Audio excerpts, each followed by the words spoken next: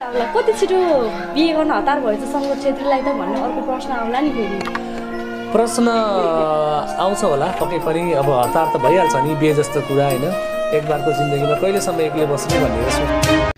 Viral tailor वाली निशा र शङ्कर छेत्रीको हिजो मात्र विवाह भएको छ। के शङ्कर छेत्री र निशाको साँच्चीकै विवाह भएको हो? कहिलेदेखि प्रेममा थिए त यिनीहरू?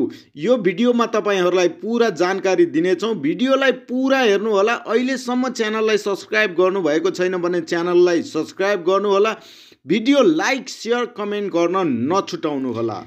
केही समय अगाडि शङ्कर छेत्री र जेरीको डिभोर्स भएको थियो। डिभोर्सपछि जेरीले नि विभिन्न कलाकारसँग आफू बेहुली भएर अभिनय गरेर धेरै गीतहरू सार्वजनिक गर्नुभएको थियो। तर अहिले शङ्कर छेत्री र भाइरल टेलर वाली निशाको पनि विवाह भएको छ।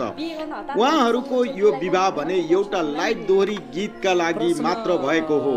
उहाँहरूको माया प्रेमका कुरासँगै विवाह गरेको कथालाई समेटेर गाइएको गीत भएका कारण अभिनयको लागि बेहुला बेहुली हुनुभएको हो। फेरि तपाईँहरूलाई अर्को भिडियो लिएर उपस्थित हुनेछौँ दर्शकवृन्द। अहिलेलाई